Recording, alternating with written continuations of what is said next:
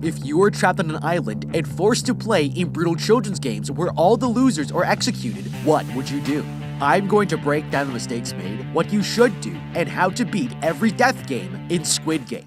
This guy is the unluckiest man in the world. Gion here has just gambled the last of his life savings on a horse track and manages to win 4 million won. Collecting the money from the teller, he runs out to spend his new hard-earned cash and steps outside to call his family with the good news. He's on top of the world, but that's when he notices a gang of loan sharks approaching him and realizes his luck has just run out. Panicking, he runs back inside to escape them but crashes into this woman and falls to the ground, now realizing that this pickpocket has just stolen all of his winnings. The loan sharks finally corner him in the restroom to collect his debt, but when he checks his pocket, he finds it slashed open and his money has disappeared. With nothing to collect, they force him to sign his contract with his own blood, promising to pay them back in 1 month. Depressed, the gambler sits on the subway bench to wait for the next train home, when this businessman comes over to talk to him. He asks if Yoon here wants to play a game, and the gambler thinks he's just an annoying salesman, but then he opens his briefcase, revealing stacks of cash and 2 folded paper squares. The salesman invites him to play the Korean game Dakji, promising to give him 100,000 won every time he wins, but he'll have to pay the salesman if he loses. It's a ridiculous gamble, but with everything to gain, Gion decides he's in.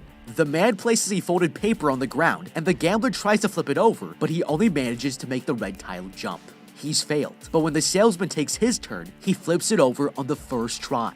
Gion tells the man he doesn't have the money to pay him, but the salesman offers to reduce his debt in return for 1 slap in the face. It's an offer he can't refuse, and desperate to win, he takes the slap to continue playing. He keeps losing each round, getting smack after smack, until finally he throws down his tile and flips the salesman's paper over. Gion has just won 100 grand for playing a children's game, but it's not as innocent as it may seem. Okay, first of all, let me just say that this guy here needs to be careful, because if any of these trains are going to Busan, then he's going to instantly regret it. Now as for Gion here, accepting this game was a terrible idea. This man can't stop himself from gambling with money he doesn't even have, and against someone who walks around with a dakji in his suitcase and is clearly better at the game than him. Anyone with a brain wouldn't take that bet, but once Gion realizes that it's free money and only requires a slap in the face to keep playing, he doesn't stop to consider that this whole situation is suspicious as hell. Look at this guy's outfit here. This man is strictly on business, and since he approached him with such a specific agenda, it tells us he already knew that Gion is a degenerate gambler and is targeting him for some hidden reason. This salesman gave him every possible chance to make sure he's won some money from him, and nobody tries that hard to lose money unless what you're getting in return is much more valuable.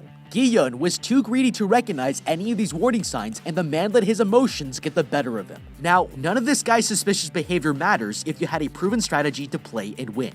Dakji is a game that Korean school kids play, and it's so popular that the game is even televised for mass entertainment. But it's not the strongest player who wins this game, it's the smartest and most coordinated. If you look at this player here, he manages to flip the paper in 1 try, and that's because he used the most surface area to make more contact with the other paper. If you can strike the target with the flat side of your Dakji paper, then the momentum will be transferred and carry the paper up on the bounce so that it flips over.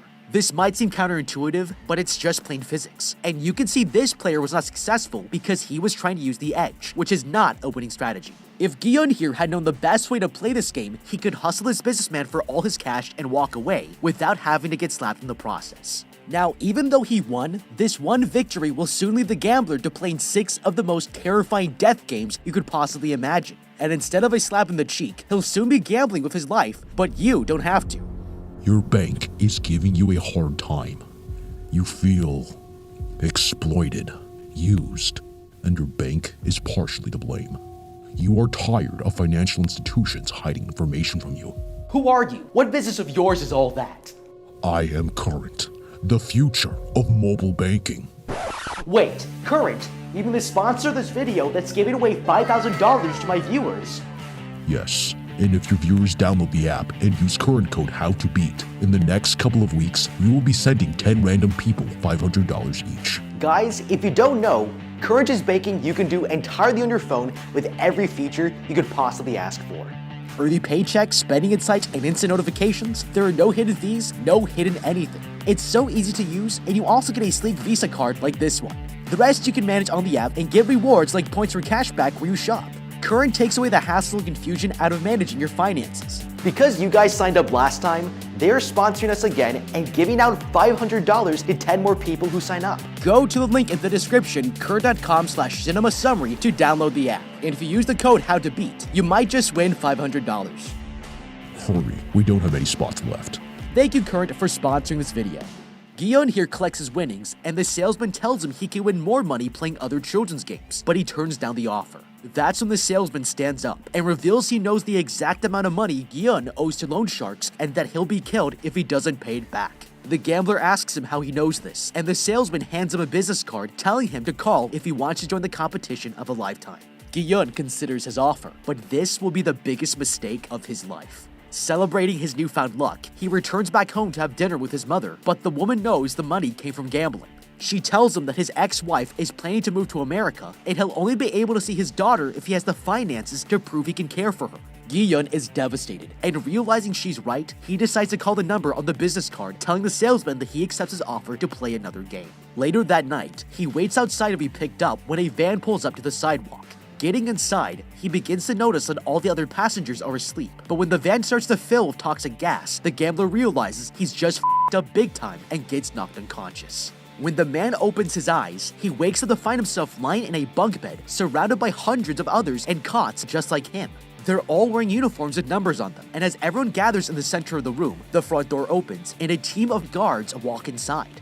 This man with a square mask tells them they will be playing in 6 different games, and those who make it through all 6 games will get a cash prize. This man demands to know why they were brought here, and the guard presses a button, playing a montage of several people being slapped. Everyone in this room is drowning in debt, and they've all been invited here to win enough money to pay it off. The players all line up to sign consent forms with 3 clauses, stating that they must keep on playing, that if they refuse to play, they'll be eliminated, and that the games can be ended if the majority of players agree to stop.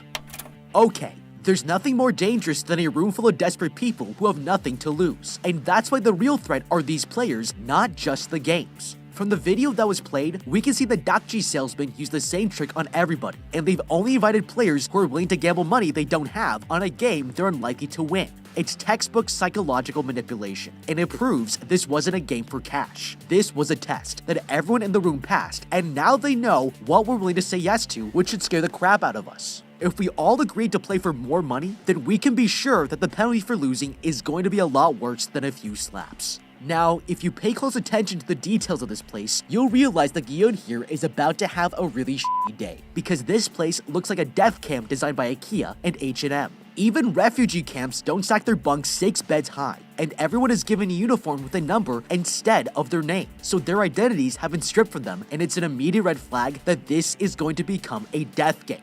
If prison rules apply here, then there are 455 other people who might kill you to get ahead, and it won't matter what game we're playing. The best strategy right now is to lay low, stay quiet, and observe our surroundings to gain more information to make sure we have a competitive advantage. A key thing to notice here is that these guards have different shapes on their masks, but this could indicate different work roles. The circles could be workers, and the square mask could be a manager of some kind. Recognizing power is extremely important because it helps you behave accordingly, and pissing off the wrong person just might get you killed. Now, signing this contract is the cherry on top of the death game here, because after being drugged against your will and kidnapped, this whole enterprise is completely illegal, which means the contract can't be binding. This is designed to create the illusion of choice and keep you playing, even when things start getting really f***ed up.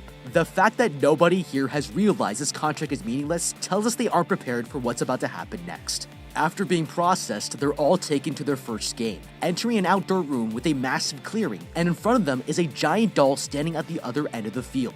Guillaume here recognizes one of the players as his childhood friend Sang-woo and walks up to say hello. Suddenly, the gates behind them lock shut, and the competitors are told they'll be playing the children's game Red Light, Green Light. Players must run to the finish line while the doll looks away, but if it looks back and catches them moving, they will be eliminated. They have only 5 minutes to cross the finish line, and with that, the game begins. The players start running across the field, but the doll suddenly announces red light before anyone expects it, and this player is caught completely off guard. It spots the man still trying to catch his balance, and a voice announces that he's eliminated. Suddenly, a gunshot rings out, and the player collapses to the ground, motionless. He's just been shot dead. And realizing they've been tricked into playing a death game, everyone starts running for the exits. But the doll is detecting every movement, and bullets start flying. By the time the shooting stops, over 100 people have been murdered, and the surviving players are left frozen in fear. The the doll turns its head back, announcing its green light, and the group starts moving again, determined to make it out of here alive. Using this guy like a shield, this girl cleverly falls behind another player to hide herself from the doll's sight. It's the same girl who stole the gambler's money earlier when he was running from the loan sharks, and without hesitation, she pulls the man down to launch herself ahead of the pack. Guillaume here tries to move forward, but he's grabbed by an injured player who begs him for help. One wrong move and he's going to get him shot. But luckily the doll turns back around just in time and he breaks out of the man's grip. There's now 1 minute left and the players are finally starting to reach the finish line. The man is only a few meters away from beating this game, but just as he takes a step forward, he trips over a dead body. He's about to fall on the ground, but another player saves his life, holding him up until the doll announces green light. With only 3 seconds on the timer, Guillaume jumps through the air and finally makes it across the finish line. The remaining players who haven't crossed are all brutally shot to death, and the survivors look up to notice a massive roof close overhead. They have no idea they're on a private island in the middle of nowhere, and the only way out of here is to win. That's 1 game down with only 5 more to go.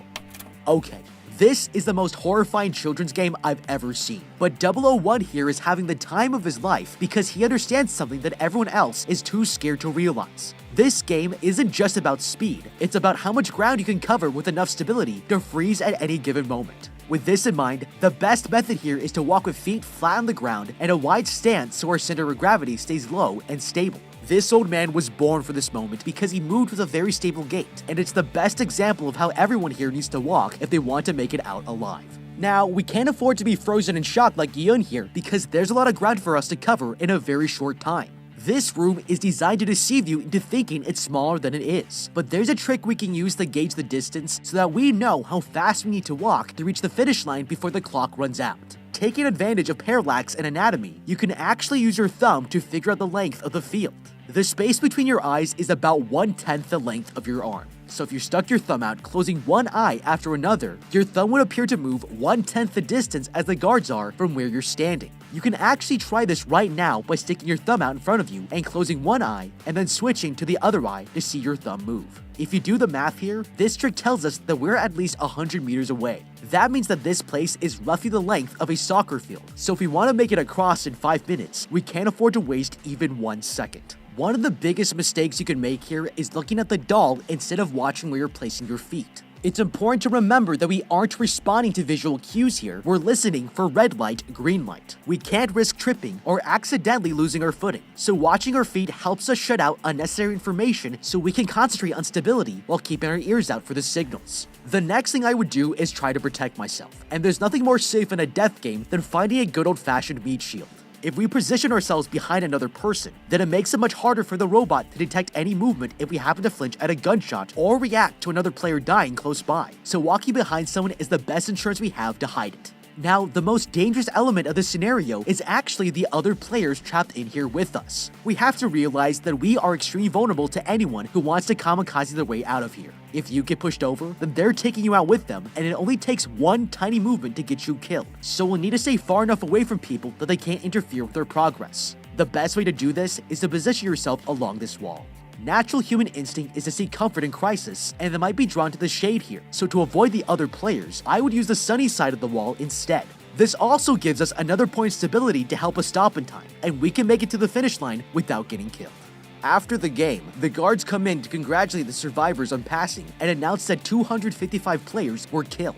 It's a horrifying number, and afraid for her life, this woman steps forward begging the man to let her go home. Several other players join her in protest, but that's when this massive piggy bank drops down above them and starts to fill with more cash than they've ever seen in their lives. The survivors are shocked, and the masked man tells everyone that they have an opportunity to win 45.6 billion won, but if anyone leaves, then they won't get a single penny. With that, a voting machine is set up in front of them and they all cast their votes, but the majority of players agree to quit. The masked man tells them they can still come back if a majority agrees to compete again, and the players are sent back home. Now it turns out that every single one of them realizes their lives outside are much worse than they remember, and Guillaume here returns to keep playing, but they're all going to instantly regret it, because this next death game is even more screwed up than the last. The vans take them to the private island, where a team of workers dress them into their uniforms, and the players finally wake up back in the same place as if they never left. Later that night, Gion talks with his childhood friend and suggests they team up for the next game to increase their odds of winning. The man agrees it's wise to join forces, and spotting the player who rescued him last game, the gambler insists this man join them too. That's when the old man asks if he can also be a part of their team, and Gion happily accepts him into the group, but his friend is not happy he invited someone so old to join their team. The next morning, all the players are led into a new arena, and as they pour in, they find an oversized playground in front of them. A voice instructs them to line up in front of one of the 4 shapes on the walls, and their choices are a circle, triangle, star, and umbrella. That's when Sang-woo here has a flashback to his childhood and suddenly realizes what this game is, but the man doesn't tell anyone what he's just discovered. Gion here asks him if they should all choose the same shape, but he rejects the idea, suggesting they should split up to reduce the risk. Finally, the doors open as the announcer instructs them to take a case from the tables, and the players find a thin piece of hard sponge toffee with a shape in the middle. They'll have to use the needle to poke out the shape in 10 minutes, but if they crack it, they'll be executed. The game begins, and Gion here carefully starts breaking off pieces of the candy, but another player immediately cracks his honeycomb in half. Without hesitation, the guard pulls out his pistol and shoots the man dead, making him the first casualty of this game.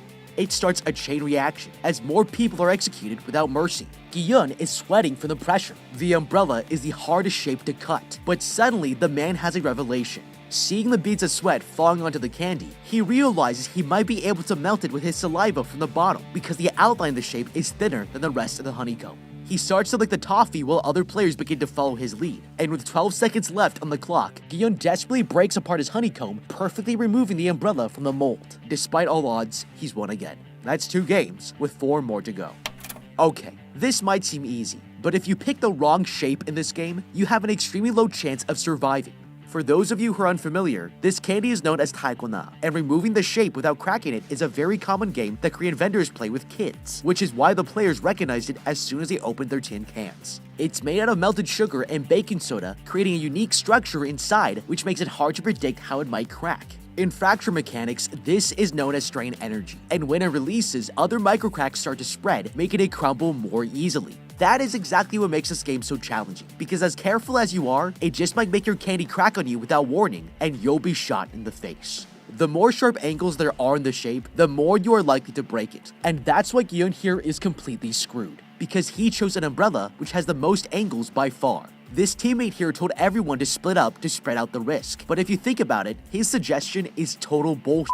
Spreading out just makes it harder for the group to work together, because they won't be facing the same problems. For this reason, I would have suggested that we all select the same shape so that whatever solutions we can find, we can all benefit from them and win. It's clear that this guy is intentionally trying to get the other players killed in order to increase the prize pool for himself, and that's cold-blooded as hell. Now, there's still a way to increase your chances of choosing the right shape without knowing what the game is. Look at how these first 2 players rush in to select a shape before anyone else. Both of them chose triangle, and when nobody's supposed to know what the game is yet, it probably means they recognize the game from their childhood. Now, this doesn't guarantee that triangle is the best choice, but given they are so sure of themselves when the stakes are life and death, it's not unreasonable to assume that someone this confident has probably figured something out. If the players were unsure of their decision, they would take more time to think about it, and if you have no idea what the game is, following their lead is going to be your best option. Now, if it just so happens that we get stuck with the worst shape possible, there's still hope here, because the rules never stated that you could only use the needle, and that opens up a lot more possibilities to win. Using your saliva is a smart move because getting it wet makes the candy softer and you'll be able to cut the shape out without cracking it. This might seem obvious, but under a crazy amount of stress like this, it's hard to see other solutions if you're already told how you're supposed to solve them. And most of the players here were so fixated on using the needle, they didn't start to think outside of the box. This is actually very similar to the candle problem, which was a famous psychological test in the 1950s. The subjects were given a table, a box of thumbtacks, some matches, and a candle. They were then instructed to stick the candle to the wall without letting any wax drip onto the table, but they have to come up with a solution as fast as he possibly can. What's interesting is that most of the participants didn't consider that the box itself could be used to solve the problem until their time ran out, and it had everything to do with time pressure and how the items were presented to them. We can learn from this by considering all the tools we have to work with, but none of these players realized they might be able to use the tin can here to solve their problem. Instead of licking the candy to death, they could have used the can to collect their liquids and soak the bottom of the candy way faster.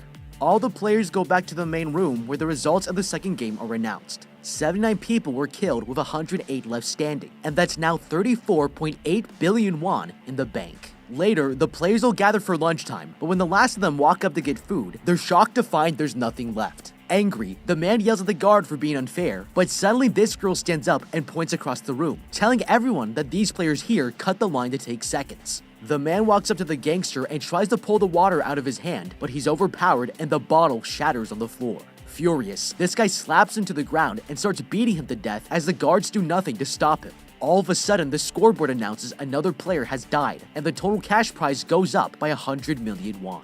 A couple of guards walk in to take the body away while everyone stares in horror, realizing that this game just got a lot more dangerous. Later, Sang-woo here tells his team to stay awake tonight in case they're attacked. The other groups are preparing for a fight, but Gi-eun here notices this girl across the room and recognizes her as the pickpocket who stole his money. The man approaches and invites her to join the team, but she rejects his offer, insisting no one here can be trusted. That night, they all get into their beds and nervously wait for the guards to leave the room. Once the lights are turned off, several people slowly begin to leave their cots, searching for an easy kill. Suddenly, this player panics as the thug grabs her and stabs the woman to death. This one murder causes a chain reaction, and all the other players begin killing each other for cash. Gi-eun and his team try to defend themselves, but that's when they hear the old man begging everyone to stop fighting. And when the lights turn back on, the guards run into the room, putting a stop to the madness. Okay, this just might be scarier than the actual game so far. There are no rules or restrictions here, and when you're literally worth more dead than alive, everyone in this room has a motive to kill you. Now with that said, this is actually the best thing that could possibly happen. There were a total of 27 players who died in the chaos, and while those are better odds than any of the death games so far, this wipes out a lot of the competition that we would otherwise be facing in the next challenges. All we have to do is survive the night, and the other players can kill each other off for our direct benefit. The best strategy here is to run to the corner of the room and defend your position with a group of friends. This might seem counterintuitive, but when it's completely dark and you can't see who's coming for you, being cornered in like this leaves you with only 90 degrees of vulnerability. And that's much better than being in the middle of the room where you would have a full 360 degrees to be attacked from. If you don't have a group, then we should be hiding under one of the bunk beds as soon as the lights go out. The killers won't be able to look for anyone in hiding because it's too dark to see. So this just might be the only time I'll ever tell you that hiding under the bed is a good idea. And hey, I don't mind being called a coward if we end up outliving everyone else as a result. The next morning, all the players wake up, but Gi-eun here notices how tired the old man is and finds out he stayed up all night watching over the team in case someone attacked them. He's exhausted, but there's no more time to rest because the third game is about to begin. The players are led into a white room where they're told to divide themselves into groups of 10. Sang-woo here realizes that a team game could mean it's a physical challenge, and thinks they should find stronger men to join them. The group splits up to search for more players, but with time running out, they only manage to bring in the outcasts, realizing that 3 skinny women and an old man could put them at a severe disadvantage. The groups are taken into another room where they see 2 massive platforms, and they're told that today's game is tug of war.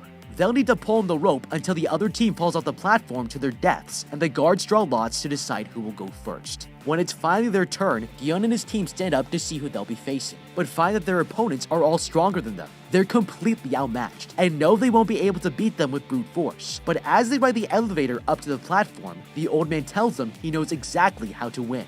Gi-eun takes a position at the front to act as a leader, with the strongest player at the very back. The group stands on alternating sides with their feet pointed forward, and as soon as the game begins, they all lean back as far as they can, using their whole body to pull on the rope. With this technique, they're able to get the advantage within the first 10 seconds and tug the other team closer to the edge, but it doesn't last for long. Their opponents gain their second wind, and the group loses their footing as they're dragged closer to the edge of the platform. But that's when Sang-woo here has a brilliant idea. He yells at everyone to take 3 steps forward at his signal, and with no other plan, they do as he says. The group steps forward, knocking the other team off balance, and it sends them tumbling to the ground. Now with the advantage, Gi-eun's team is finally able to pull the others off of the platform, and as the blade cuts through the rope, the players collapse, just happy to be alive. That's now 3 games they've won, and there's only 3 more to go.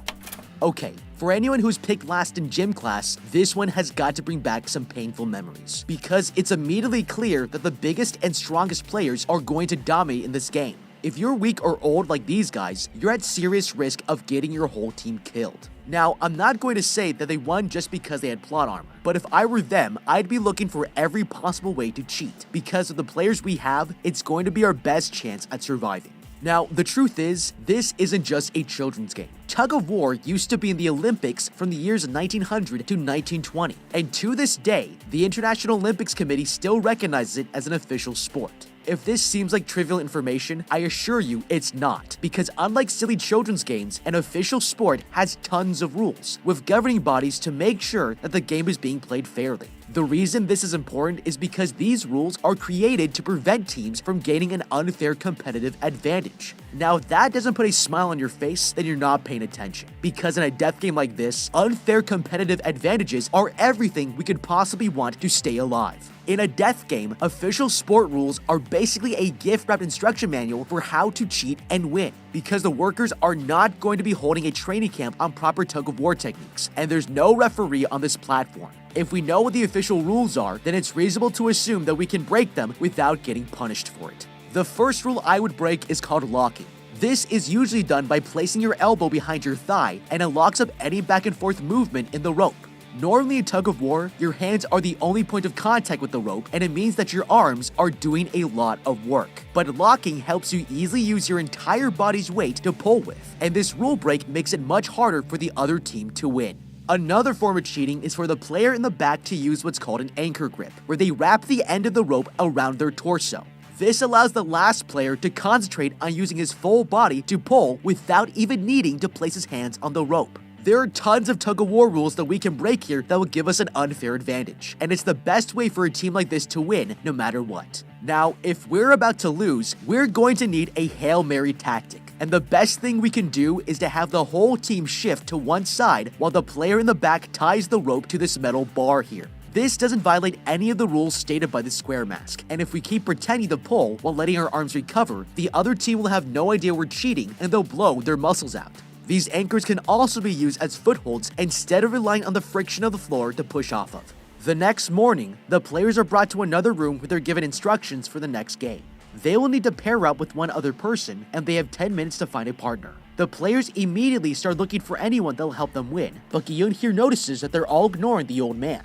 Approaching him, he reaches out a hand offering to be his partner, and the two join up. By the end, the only person who doesn't have a partner is this woman, and with an odd number of players, everyone else leaves for the game while she's dragged away by the guards. Inside the arena, the players are led through a room that looks like an old Korean neighborhood, and are each given a pouch filled with 10 marbles. The old man tells his partner that he was good at playing with them as a kid, but makes him promise to be ganbu, best friends, if he wants a chance to survive this game. Suddenly, an announcement tells the players they must use the marbles to play a game of their choice and take all 10 of them from their partner in order to win. Sang-woo here decides to play a game of odds or evens, and his partner has never played before. But after only a few rounds, Ali here manages to get the better of him, winning all but one of his marbles. The man is devastated, and he begs his partner to help him survive, asking for one last chance to play against the other teams to take their marbles instead. His partner decides to trust him, and that's when Sang-woo asks for the man's pouch. Placing it under his jacket, he secretly switches it out with his own before stripping his shirt to create a sling.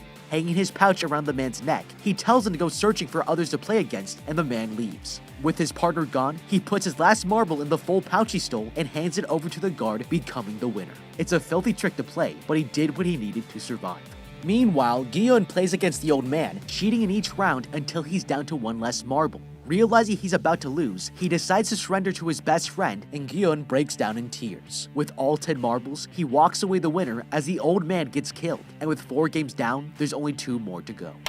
Okay, this death game has a lot more possibilities than any of the other challenges, because for the first time, we get to choose how we want to play. Now, the danger here is that there's only 30 minutes on the clock, and if your partner refuses to continue, you'll run out of time before you've won all their marbles, which will get you killed. Playing a single all-or-nothing round will solve this problem, but it's a risky strategy, because if you lose, there's no way to win your marbles back. Now, these guys here are playing the game odd or even, where your opponent guesses if the number of marbles in your hand is odd or even, and if they guess right, they get to take them. Winning this game is based on pure chance, and for someone as smart as Sang-woo here, he should have realized that this game would give him no way to use strategy to gain an advantage. Instead of games of blind luck like this, we should be looking for something that your opponent thinks they can win, but that you know you can win. And for that, there's nothing better than an ancient Chinese game called Nim. This game has been around for centuries, but what makes it special is that there's actually a proven strategy to guarantee a victory. If you're not familiar with the game, this is how to play. First, we combine our 20 marbles together into a shared pile and take turns removing either 1 or 2 marbles at a time. Whoever removes the last marble gets to keep all of them and wins the game.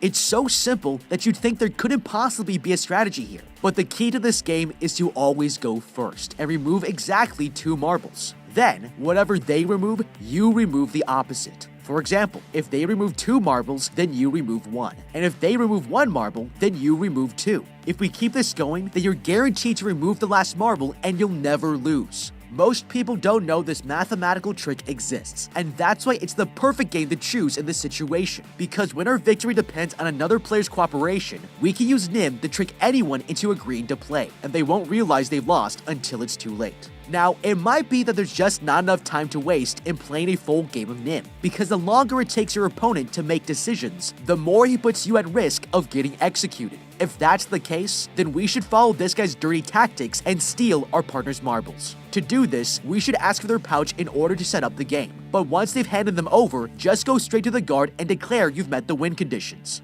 The other player will probably attack you in protest, but violence is not allowed in this game, and your opponent will be threatened at gunpoint if he does. Once you have his marbles, there's nothing to stop you from winning, and in a death game like this, we have to consider every tactic at our disposal if we want to stay alive. The victors return to the main room, and they're all surprised to see that this woman is still alive. She explains that since she had no one to pair with, the game let her skip the challenge, and after everything they've been through, the others are furious. The next morning, all the players wake up to a group of guards coming in with a coffin, and Gyun here realizes that one of their fellow players decided to quit during the night. Looking up, they watch as the man's life turns into cold hard cash, and that's when the PA announces that the 5th game is about to begin. The group is taken to a room with a row of mannequins wearing numbered vests, and they're told to each choose one for their next challenge. Rushing in, everyone gets their pick, but when Gyun finally steps up to choose, the only vests left for him are numbers 1 and 16. He considers taking number 1, even though that means he'll go first, but this player asks to have the number instead, and he agrees to let him take it. Finally, they're brought into the game room, and the announcer tells them they will be playing glass stepping stones. They must remove their shoes and walk over tempered glass to make it across the bridge, but if they step on a panel made from regular glass, they'll fall to their death. With 60 minutes on the clock, the first player takes off his shoes and approaches the bridge. Nervous, he jumps to the first tile and makes it, but when he moves on to the second, the man falls straight through the glass. Horrified, the other players have no choice but to continue, and more people start crossing the glass bridge. One by one, they plummet to the ground as they slowly reveal a path of stable panels for the others to follow. With the first 8 players dead, it's now the gangster's turn to lead the group, but he refuses to move on, telling the others to go before him if they want to pass. Everyone behind him starts to panic. They still have 5 panels left and are quickly running out of time. Suddenly, the gangster comes face to face with this woman and she mocks him for being a coward. Jumping onto his platform, she locks her arms around him, threatening to pull him off the ledge if he doesn't continue. But before the gangster knows it, they break through the glass panel as they both fall to their deaths. With only a handful of survivors and less than 3 minutes left, this man crouches down to inspect the panel in front of him. Sang-woo begs him to keep on moving, but he reveals that he was a glassmaker for 30 years and can tell which panels are tempered from the reflection. The man jumps forwards onto a stable panel, and they realize his theory is working. But that's when the game decides to make things more challenging, and turns off the lights so they can't tell the difference. Panicking, Sang-woo here realizes they won't be able to see the reflections anymore, but the glassmaker has one last trick up his sleeve. He asks for something to throw at the panels, explaining that tempered and regular glass make different sounds. Hyun here passes over the marble he still has, and the glassmaker tosses it in front of him. But with less than 25 seconds remaining, Sang-woo decides to take matters into his own hands. He pushes the man forward, shattering the glass into pieces, and with the path clear, they all make it to the other side. When the timer hits 0, the remaining glass panels suddenly explode and the shards go flying through the air, injuring the 3 survivors. That's now 5 games down and 1 more to go. Okay, this glassmaker was a total badass. He could have saved all 16 players if he shared his knowledge in the beginning, but he knew that keeping his mouth shut would eliminate his competition, and it was a baller move. The only mistake he made was not waiting longer, because once he revealed his strategy, the game removed his advantage and all it took was one greedy man to kill him off. Now, having said that, this game is different from the previous challenges, because it's not a test of skill or strength. When you have no information to base your decision on, choosing the right path here makes this a game of random chance. If you look here, you'll see that there are 18 pairs of panels, so this first player has a 1 in 262,144 chance of making it across this bridge. This is basically a death game lottery with odds that I wouldn't play under any circumstances unless I found a way to cheat. By the law of averages, it's fair to assume that each player will probably step on 2 panels before dying, with 1 correct guess and 1 wrong one. That means on average, 9 players will need to die in order to cross all 18 of them. If the majority of the players are going to die, then it might be the perfect time to convince them to vote on leaving the competition. This death game is like telling someone that if they don't win the lottery, they'll get murdered, and when you put it like that, it's kind of ridiculous that the first players even attempted to play. Now, if we actually choose to play the odds, we're going to have to cheat if we want any chance of making it to the next round. I'm not an expert glassmaker like this guy here, but all I need to know is that if you throw something through a window, it's going to break. That's exactly why I would have collected these shoes here, take my jacket off, and tie a knot at the end of the sleeve. Then, place a bunch of shoes inside so that we can swing it in front of us to test if the glass will break or not. If it cracks, then I jump to the opposite panel and continue until I reach the end. If for some reason this method fails, we can also try walking on the metal bars here instead of the glass. Now this might be considered unacceptable to the game designers, but if someone doesn't try it, we'll never know if it's allowed or not. The only win condition for this challenge is to make it across the bridge, and we've already seen other games where the players are able to manipulate the rules to their advantage. If you remember in the last game, Sang-woo here tricked his teammate into giving him the marbles instead of playing for them. And when things get desperate, these are the kinds of tactics that we need to start using. If we don't test the boundaries of what's allowed in each and every game, then we might be missing out on some of the best strategies that will keep us alive for longer, and it's a terrible waste of an opportunity. Later, the players are rewarded for surviving to the final game and given the first real food they've had in days. Starving, the men dig into their steaks, realizing this could be the last meal of their lives. When they finish eating, the staff leave them with their steak knives, and by all appearances, this next game is going to be a vicious fight to the death. That night, Gi-yeon here decides to approach the girl to talk. He asks her what she'll do if she survives, and the girl reveals she wants to get her mother out of North Korea so their families can reunite. It's a touching moment, but suddenly Gi-yeon looks over and notices the other player slouching in his bed. He's fallen asleep, and the man realizes he's got the perfect opportunity to kill him. Pulling out his steak knife, he's about to step forward when the girl stops him, insisting he shouldn't play this way. He hesitates, but the man knows she's right and puts the knife away. That's when he hears the girl gasping and turns around, shocked to find her leaning over in the bed, and realizes she was injured by the flying glass in the last game. Worried, he runs over to the front door and screams at the staff to treat her wounds. To his surprise, the lights suddenly turn on as the workers enter the room carrying a coffin, but they aren't here to help. Gi-yeon looks behind him and sees Sang-woo standing over the girl's bed, and his knife is soaked in her blood. Furious, Gi-yeon goes to attack him, but a guard intervenes, shoving the player to the ground, and as he screams in fury, the coffin closes over the woman's body, leaving the final 2 players left with one last game.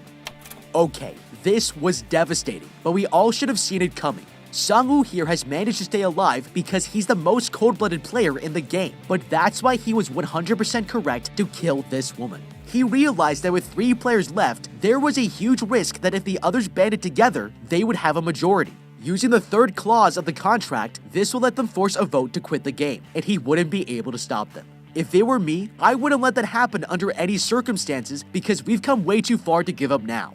That's why he took matters into his own hands before it got that far, and it was a brilliant move to make. Now to be fair, this girl was already bleeding out, and was simply not strong enough to compete in the next game. Her only options were to kill the men during the night, or to force a vote and return back to the mainland. Both of these benefit nobody but herself, and Gi-yeon here seems to keep forgetting that he's a finalist in a f***ing death game. Sang-woo just did him a huge favor and wiped out 33% of the competition, so as heartless and cold-blooded as it was, the man did exactly what he had to do. The 2 men are taken to a corridor where they're told a coin will be flipped to decide who will be defending or attacking.